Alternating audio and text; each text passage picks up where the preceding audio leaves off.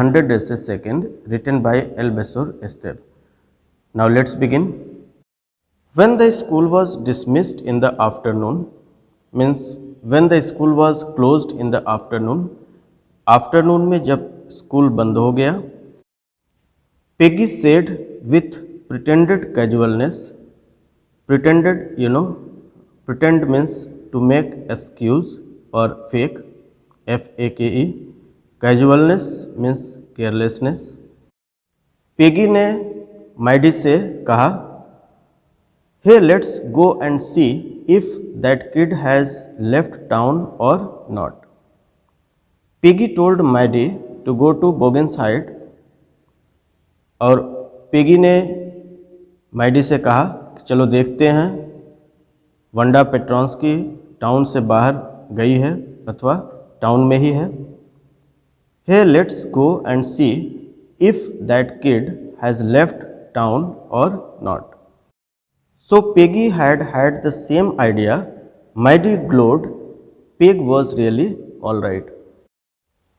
So Peggy had the same idea means Maidie ने सोचा कि पेगी के मन में भी ठीक वैसा ही विचार है जैसा कि मेरे अंदर है. इस बात को जानकर Maidie glowed. Glowed means felt very happy. Maidie बहुत खुश हुई. Peg was really all right. और उसने सोचा she thought Peggy was always right. So when the school was closed in the afternoon, Peggy told Maidie to go to Boggins Heights to meet Wanda Petronski. Peggy behaved as if she was quite normal. She wanted to check whether Wanda had gone away or not. So Peggy also wanted to meet Wanda. Maidie felt very happy. She thought Peggy was always right. The two girls hurried out of the building up the street toward Boggenside. Both Maidie and Peggy quickly came out of the school building. The two girls hurried out of the building. दोनों Maddie और Peggy school building से बाहर आए. Up the street toward Boggins Heights and they started going towards Boggins Heights. दोनों लोग Boggins Heights की तरफ आगे बढ़ने लगे. The part of the town that wore such a forbidding air. Forbidding disagreeable और prohibited. In another words, you can say forbidding means refuse to allow. All right. The part of that town wore such a forbidding air on this kind of November afternoon. Drizzly, a dull and light shower, or you can say light rain. Damp means wet, W-E-T, wet, and dismal means gloomy, G-L-O-O-M-Y, gloomy, dull or sad. The part of town that wore such a forbidding air means people did not want to go in that part of the town. लोग उस part of the town Boggins Heights area में जाना पसंद नहीं करते थे. Specially during the month of November के महीने में. November afternoon. Drizzly, damp and dismal means the locality was wet and it had a dull look, dismal look और ग्लूमी लुक. नवंबर के महीने में बोगेन्सहाइड्स एरिया में लोग नहीं जाना पसंद करते थे क्योंकि वहाँ हल्की वर्षा भी होती थी और वहाँ का जो एरिया था वो मॉइस्चर युक्त था. डैम्प मीन्स फुल ऑफ मॉइस्चर था, नमी युक्त था. और डिस्मल यानी उदासी से भरा था, ग्लूमी था. The locality was wet and it had a dull look और gloomy look. Well, at least said Peggy gruffly. Gruffly means harshly, H-A-R HARSHLY, harshly. Another meaning, roughly or abruptly. Well, at least, said Peggy gruffly, I never did call her a foreigner. Foreigner means from any other country, Videshi, or make fun of her name. Peggy said in a rough voice, Peggy ने roughly कहा, harshly और roughly, that she had never called Wanda a foreigner, कि उसने वंडा को कभी foreigner नहीं कहा, और she had never made fun of her name, और उसने उसके नाम का भी कभी मजाक नहीं उड़ाया. I never thought she had the sense to know we were making fun of her anyway. और वो कहती है कि she had never made fun of her name and she never thought she had the wisdom to understand that they were only having some fun. Piggy का ऐसा मानना है कि उसने जो कुछ भी वंडा पेट्रॉन्स्की के साथ किया वो it was just like a fun, केवल एम्यूजमेंट के लिए था, उसको किसी प्रकार से हर्ट करना नहीं था, उसकी फीलिंग्स को हर्ट करना नहीं था, means they were not serious. उसने कहा I never thought she had the sense to know we were making fun of her anyway. Peggy ने कहा कि उसने ऐसा कभी नहीं सोचा था कि हम लोगों का जो भी मजाक करने का तरीका है उसे वंडा अदर वे में लेगी, उसको बुरा मान जाएगी. I thought she was too dumb, और dumb you know mute, MUTE, और innocent in another way you can say fool, FOOL, fool, dumb. Peggy thought Wanda was a big fool. Peggy ने सोचा कि वंडा बहुत ज़्यादा मूर्ख है. And gee look how she can draw. And Peggy said Wanda Petronski can make beautiful drawings. Wanda Petronski बहुत ही सुंदर ड्राइंग बना सकती है. Next paragraph. Maidie could say nothing. Maidie did not say anything. Maidie ने कुछ भी नहीं कहा. All she hoped was that they would find Wanda. She wished that they would meet Wanda. उसकी ये प्रबल इच्छा थी कि वह वंडा से मिले. She wanted to tell her that they were sorry they had picked on her. वो वंडा से मिलकर सॉरी बोलना चाहती थी. Maidie wanted to tell Wanda that they were sorry to tease her. Picked on her means found fault, FOUND, found, FAULT, गलती ढूंढना. Here picked on her means teased her, TEASED, teased her. Maidie Wanda Petronski से मिलकर sorry बोलना चाहती थी. And how wonderful the whole school thought she was, and please not to move away, and everybody would be nice. Nice means good. The school thought that Wanda was a wonderful girl. School के सभी students वंडा को एक wonderful girl मानने लगे. She wanted to request Wanda not to go away and that everybody would be nice to her. और वो Wanda से मिलकर ये भी कहना चाहती थी कि सभी लोग तुम्हारे साथ अब अच्छा बर्ताव करेंगे, सभी लोग तुम्हारे साथ अच्छे से रहेंगे, और इसलिए तुम इस स्थान को छोड़ करके न जाओ. She and Peggy would fight anybody who was not nice. Means Maidie and Peggy will fight with anyone who was not nice to Wanda. जो भी वंडा पेट्रॉन्स्की के साथ अच्छा बर्ताव नहीं करेगा, उसके साथ अच्छा व्यवहार नहीं करेगा, उसके साथ ये लोग फाइट करेंगे. इन्हीं सभी बातों को मैडी और पेगी वंडा पेट्रॉन्स्की से मिलकर बताना चाहते थे और उसे सॉरी बोलना चाहते थे. The two girls hurried on. Hurried on means started walking quickly. Both Maddie and Peggy started walking quickly. दोनों मैडी और पेगी तेजी से आगे बढ़ते हैं. They hope to get to the top of the hill before dark. Before dark, before sunset. They wanted to reach the top of the hill before sunset. सूर्यास्त के पहले ये लोग टॉप ऑफ द हिल पर पहुंचना चाहते थे. I think that's where the Petronskis live, said Maidie, pointing to a little white house. Pointing to a house of white color, Maidie said that probably Petronsky's family lived there. एक white colour का house माइडी ने देखा और उसको point करते हुए, उसने इशारा करते हुए कहा कि ये वही स्थान है जहां पर पेट्रॉन्स्की का परिवार रहता है. Maidie said that probably Petronsky's family lived there.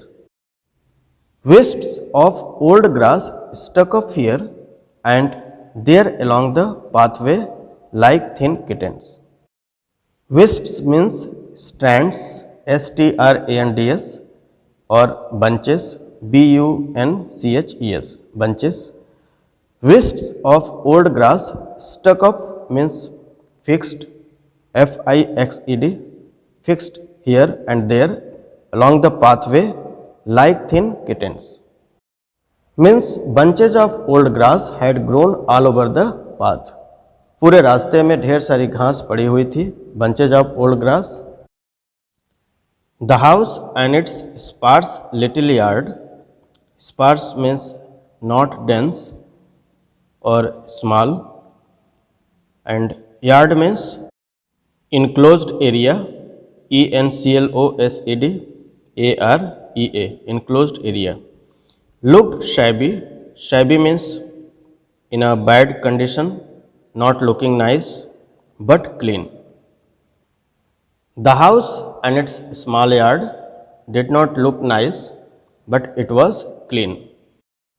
The house and its sparse little yard, अर्थात जिस घर की तरफ मैडी ने इशारा किया था, वह घर और उसका स्पार्स लिटिल यार्ड, जो छोटा सा एक इनक्लोज्ड एरिया था, लुक्ड शैबी, वह बहुत ही शैबी दिख रहा था.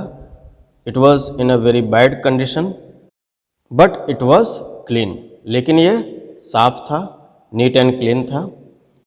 The house and its small yard did not look nice, but it was clean. It reminded Maidie of Wanda's one dress. It reminded Maidie about the faded blue dress of Wanda. वो faded blue dress जो वंडा daily पहनकर school आती थी. Her faded blue cotton dress, shabby but clean. Shabby again in a bad condition, not looking nice, but clean. It reminded Maidie about the faded blue dress of Wanda Petronsky. The dress did not look nice, but was always clean. वंडा पेट्रॉन्स्की का dress बहुत अच्छा नहीं दिखता था, बहुत सुंदर नहीं था, लेकिन वह क्लीन होता था. The faded blue dress of Wanda Petronsky did not look nice, but it was always clean. Next paragraph. There was not a sign of life about the house. उस घर को देखकर ऐसा लग रहा था कि उसमें कोई भी व्यक्ति नहीं रहता है. It looked that nobody lived there. Peggy knocked firmly on the door. Firmly means loudly on the door, but there was no answer. Peggy knocked firmly on the door. Peggy knocked loudly on the door. Peggy ने जोर से दरवाजे को knock किया, but there was no answer. लेकिन कोई उत्तर नहीं मिला. Peggy knocked at the door, but nobody answered it. She and Maidie went around to look back yard and knocked there. She and Maidie went around to go from side to the backyard and knocked there. She and Maidie, Peggy और Maidie दोनों लोग, went around to the backyard, पीछे का जो yard था, enclosed area था, उस तरफ गए एंड नॉक्ड देयर, और वहाँ से नॉक किया. The two girls went to back of the house and knocked at the back door. Still there was no answer, but there was no answer. वहाँ से भी कोई उत्तर इनको नहीं मिला. There was no doubt about it. Doubt uncertainty, संदेह. इस बात में कोई संदेह नहीं था. There was no doubt about it. The Petronskys were gone, कि पेट्रॉन्स्कीज वहाँ से जा चुके थे. Now, both Maidie and Peggy were sure that family of Petronskis had shifted to a new place. How could they ever make amends? Make amends means to show that one is sorry for doing something good और to correct a mistake, गलती को ठीक करना, सुधारना। तो ये लोग सोच रहे हैं, मैडी और पेगी सोच रही हैं कि how they could इवर make amends. अब ये लोग अपनी गलती को कैसे करेक्ट करेंगे, कैसे उसमें अमेंडमेंट करेंगे, कैसे उसको सुधार करेंगे। So there was no scope for correcting their mistakes. उनको अपनी गलती सुधारने का कोई स्कोप नज़र नहीं आ रहा था, क्योंकि वंडा पेट्रॉन्स्की का परिवार वहाँ से जा चुका था। They turn slowly means gradually and made their way back down the hill means both Maddie and Peggy turn back and slowly started climbing down the hill to return to their houses. दोनों लोग पीछे मुड़ते हैं। They turn slowly and made their way back down the hill and they started climbing down the hill to return to their houses. अपने घर की तरफ लौटने लगती हैं। Well, anyway, said Peggy. Peggy ने कहा, anyway, she has gone now, so what can we do? Besides, means additionally, when I want asking her about all her dresses, she probably means perhaps was getting good ideas for her drawings. She might not even have won the contest otherwise. Peggy said that now Wanda has gone away, so they cannot do anything. They cannot correct their mistakes. Besides, additionally, when I was asking her about her dresses, she was probably getting ideas for her drawings. Peggy ने सोचा कि जब वह वंडा Petronski से उसके 100 dresses के बारे में बात कर रही होती, तो वंडा पेट्रॉन्स्की के मन में अपनी पेंटिंग्स को लेकर के, अपने ड्राइंग्स को लेकर के नए आइडियाज़ उसके मन में आ रहे थे। She was probably getting ideas for her drawings. She might not even have won the contest otherwise. Contest competition, otherwise means और, अन्यथा वह ड्राइंग कॉन्टेस्ट न जीत पाती। Otherwise she would not have won the competition और contest. Next paragraph. Maidie turned this idea carefully over in her head, for if there were anything in it, she would not have to feel so badly. Here, turn over in head means to think repeatedly. Maidie turned this idea carefully over in her head. Maidie repeatedly thought about this idea, for if there were anything in it, because if the argument of Peggy was right, she would not have to feel so badly. जब Peggy ने वंडा Petronski से कहा कि जब मैं उसके dresses के बारे में पूछ रही होती, तो वंडा पेट्रॉन्स्की को नए आइडियाज़ उसके मन में आ रहे थे। तो इस बात को जब मैडी ने सुना तो उसे लगा कि यदि जो कुछ भी पेगी कह रही है, यदि वो सच है, पेगी ने जो कुछ भी आर्गुमेंट दिया, यदि उसका तर्क सही है, तो वंडा पेट्रॉन्स्की को उसको चिढ़ाने का बुरा नहीं मानना चाहिए। Wanda would not have felt so bad about teasing, but that night she could not get to sleep. लेकिन उस रात वह सो नहीं सकी। That night Maidie could not sleep. She thought about Wanda and her faded blue dress and the little house she had lived in.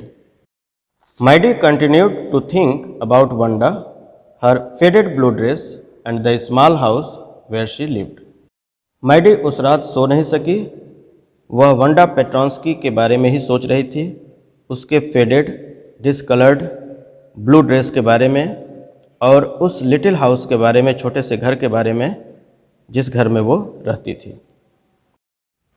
And she thought of the glowing picture, glowing means shining picture, those 100 dresses made all lined up in the classroom, and Maddie thought of shining picture of 100 dresses made by Wanda Petronsky, which were all lined up, which were placed nicely, put nicely in the classroom.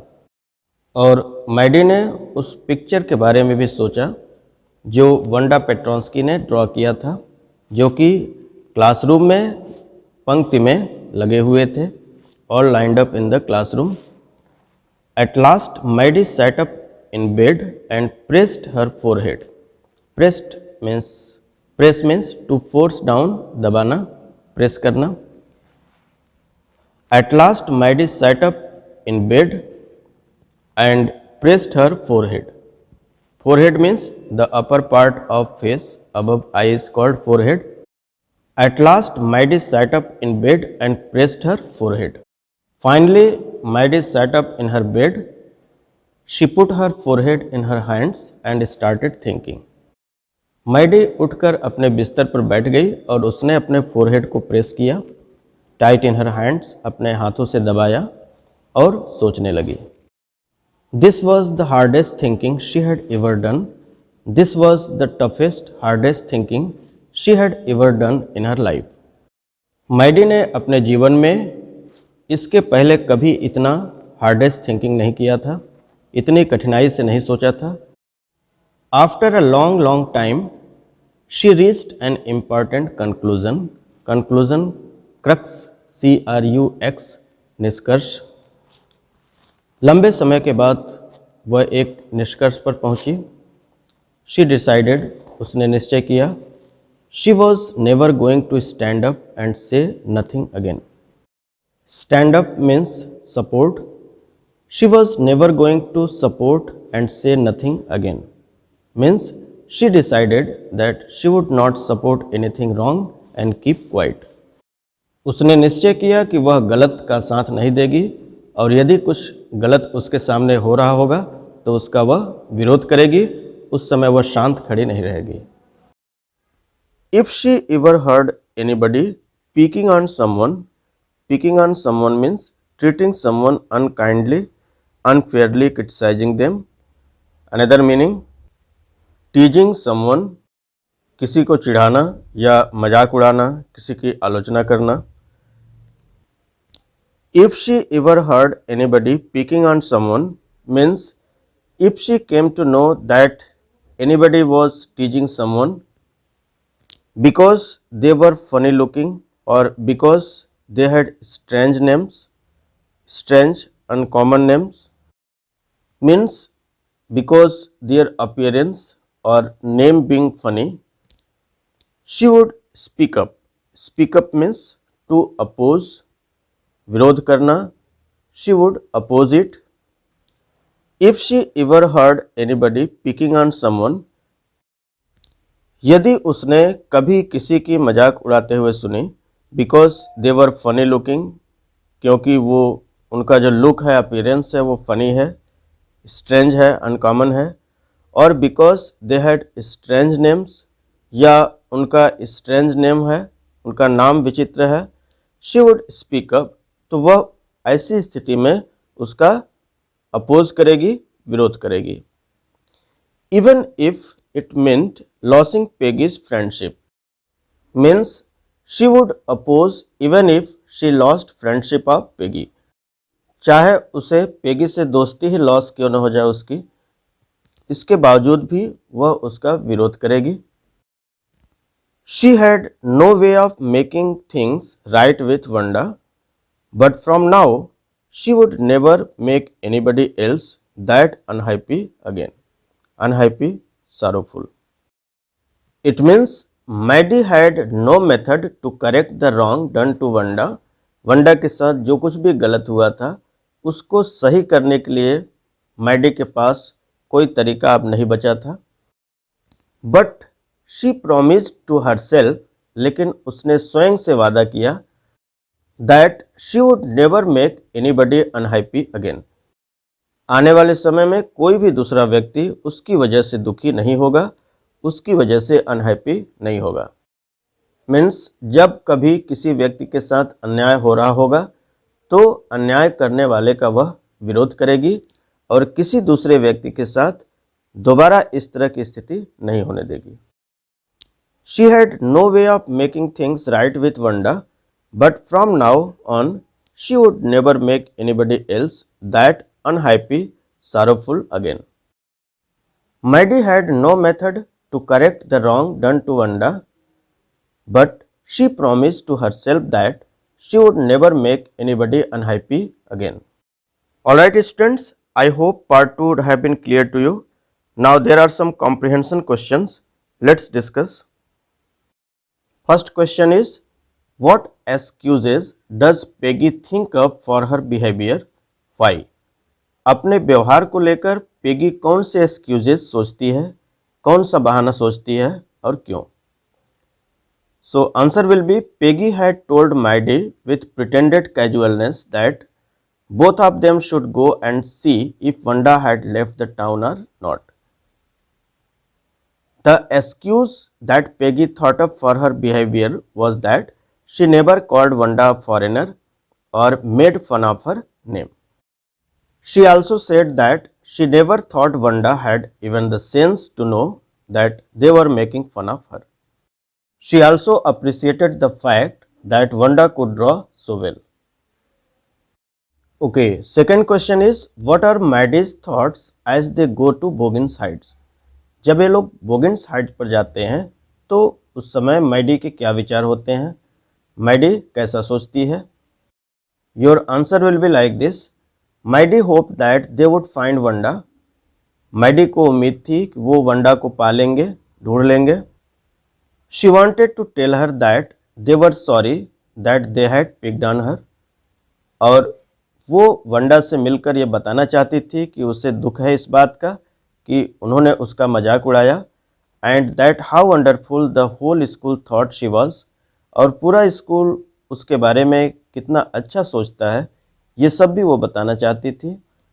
She also thought of requesting her not to leave the school, और उसने ये भी सोचा कि जब वो उससे मिलेगी तो उससे रिक्वेस्ट करेगी कि वो स्कूल छोड़कर न जाए। She even thought that she and Peggy would fight anybody who was not nice to her. उसने ये भी सोचा कि यदि वंडा पेट्रॉन्स्की के साथ आने वाले समय में कोई अच्छा बर्ताव नहीं करता तो उसके अगेंस्ट में ये दोनों लोग फाइट करेंगे। And now the third question is, why does Wanda's house remind Maidie of Wanda's blue dress? Wanda का हाउस मैडी को वंडा के ब्लू ड्रेस की याद क्यों दिलाता है? The answer of this question will be, Wanda's house looked shabby but clean. Wanda का जो घर था वो शैबी था, not in a good condition but clean था। It reminded Maidie of Wanda's blue dress because it was also very shabby and faded but clean. जिस प्रकार Wanda का ब्लू ड्रेस शैबी और फेडेड होता था, डिस्कलर्ड होता था, बट इट वॉज क्लीन, ठीक उसी प्रकार से वंडा का घर भी it was very shabby and faded but clean. Students, I think it's enough for today's class. I will explain third and final part in my next video. Till then, take care. Have a great day.